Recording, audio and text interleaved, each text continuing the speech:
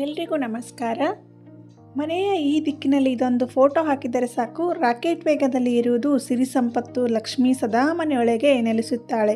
ಈ ಫೋಟೋದಲ್ಲಿ ಕುದುರೆಗಳ ಸಂಖ್ಯೆ ಎಷ್ಟಿರಬೇಕು ಎನ್ನುವುದು ಬಹಳ ಮುಖ್ಯ.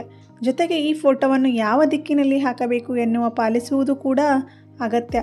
ಕೆಲವು ಪರಿಹಾರವನ್ನು ವಾಸ್ತುಶಾಸ್ತ್ರದಲ್ಲಿ ವಿವರಿಸಲಾಗಿದೆ. ಬಿಳಿ ಕುದುರೆಗಳ ಫೋಟೋವನ್ನು ಮನೆಯಲ್ಲಿ ಇಡಬೇಕು. ಫೋಟೋದಲ್ಲಿ ಕುದುರೆಗಳ ಸಂಖ್ಯೆ ಎಷ್ಟಿರಬೇಕು ಎನ್ನುವುದು ಮುಖ್ಯ. ವ್ಯಾಪಾರವು ರಾಕೆಟ್ ವೇಗದಲ್ಲಿ ಬೆಳೆದು ಲಾಭ ಗಳಿಸಬೇಕಾದರೆ ಕೆಲವು ಪರಿಹಾರವನ್ನು ವಾಸ್ತುಶಾಸ್ತ್ರದಲ್ಲಿ ವಿವರಿಸಲಾಗಿದೆ. ವಾಸ್ತುಶಾಸ್ತ್ರಜ್ಞರ ಪ್ರಕಾರ ಜೀವನದಲ್ಲಿ ಸಂತೋಷ ಮತ್ತು ಸಮೃದ್ಧಿಯನ್ನು ಸಾಧಿಸಲು ಓಡುತ್ತಿರುವ ಬಿಳಿ ಕುದುರೆಗಳ ಫೋಟೋವನ್ನು ಮನೆಯಲ್ಲಿ ಇಡಬೇಕು. ಆದರೆ ಈ ಫೋಟೋದಲ್ಲಿ ಕುದುರೆಗಳ ಸಂಖ್ಯೆ ಎಷ್ಟಿರಬೇಕು ಎನ್ನುವುದು ಬಹಳ ಮುಖ್ಯ. ಜೊತೆಗೆ ಈ ಫೋಟೋವನ್ನು ಯಾವ ದಿಕ್ಕಿನಲ್ಲಿ ಹಾಕಬೇಕು ಎನ್ನುವ ನಿಯಮ ಪಾಲಿಸುವುದು ಕೂಡ ಅಗತ್ಯ. ಕುದುರೆಗಳು ಯಾವ ಬಣ್ಣದಲ್ಲಿರಬೇಕು? ನೀವು ಕೂಡ ಅಭಿವೃದ್ಧಿಯ ಕಾರಣಕ್ಕಾಗಿ ಮನೆಯಲ್ಲಿ ಕುದುರೆಯ ಫೋಟೋ ಹಾಕಬೇಕು ಅಂದುಕೊಂಡಿದ್ದರೆ ಮನೆಯಲ್ಲಿ ಬಿಳಿ ಬಣ್ಣದ ಕುದುರೆಗಳಿರುವ ಫೋಟೋವನ್ನು ಹಾಕಬೇಕು. ಬಿಳಿ ಬಣ್ಣವು ಧನಾತ್ಮಕ ಶಕ್ತಿಯ ಸಂಕೇತವಾಗಿದೆ.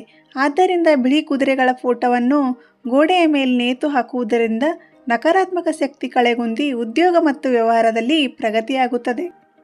ಚಿತ್ರದಲ್ಲಿ ಎಷ್ಟು ಕುದುರೆಗಳಿರಬೇಕು? ಮನೆ ಅಥವಾ ಕಚೇರಿಯಲ್ಲಿರುವ ಕುದುರೆಗಳ ಚಿತ್ರದಲ್ಲಿ ಎಷ್ಟು ಕುದುರೆಗಳು ಇರಬೇಕು ಎನ್ನುವ ಅಂಶ ಕೂಡ ಇಲ್ಲಿ ಬಹಳ ಮುಖ್ಯ. ಹೀಗೆ ಮನೆಯಲ್ಲಿ ಅಥವಾ ಕಚೇರಿಯಲ್ಲಿ ಹಾಕುವ ಕುದುರೆ ಫೋಟೋದಲ್ಲಿ 7 ಕುದುರೆಗಳು ಇರಬೇಕು. ಮಾತ್ರವಲ್ಲ, 7 ಕುದುರೆಗಳ ಮುಖ ಸ್ಪಷ್ಟವಾಗಿ ಗೋಚರಿಸಬೇಕು.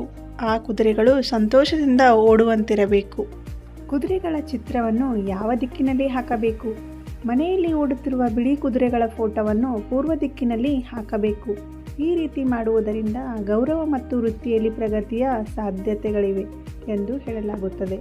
ಇನ್ನು ಇದನ್ನು ಹಾಲ್ನಲ್ಲಿ ಹಾಕುವುದಾದರೆ ದಕ್ಷಿಣ ದಿಕ್ಕಿನಲ್ಲಿ ನೇತು ಹಾಕಬೇಕು. ಬಡ್ತಿ ಪಡೆಯಬೇಕು ಅಂದುಕೊಂಡಿದ್ದರೆ ಮನೆಯ ಉತ್ತರ ದಿಕ್ಕಿಗೆ ಓಡುವ ಕುದುರೆಗಳ ಫೋಟೋ ಹಾಕಿದರೆ ಶುಭ ಎಂದು ಪರಿಗಣಿಸಲಾಗುತ್ತದೆ. ಕಚೇರಿಯಲ್ಲಿ ಎಲ್ಲಿ ಇಟ್ಟರೆ ಶುಭ?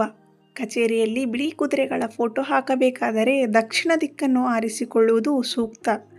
ಈ ಫೋಟೋವನ್ನು ಹಾಕುವಾಗ ಓಡುವ ಕುದುರೆಗಳು ಕಚೇರಿ ಒಳಗೆ ಮುಖ ಮಾಡಿದಂತೆ ಇರಬೇಕು. ಒಂದು ವೇಳೆ ಮನೆ ಅಥವಾ ಕಚೇರಿಯಲ್ಲಿ ಓಡುತ್ತಿರುವ ಬಿಳಿ ಕುದುರೆಯ ಫೋಟೋವನ್ನು ಹಾಕಲು ಸಾಧ್ಯವಾಗದಿದ್ದರೆ ಮನೆಯ ಮುಖ್ಯ ಗೇಟ್ ಬಳಿ ಕುದುರೆಯ ಪ್ರತಿಮೆಯನ್ನು ಇರಿಸಬೇಕು. ಈ ಕುದುರೆ ಮನೆಯ ಒಳಗೆ ಮುಖ ಮಾಡಿರುವಂತೆ ಇರಬೇಕು.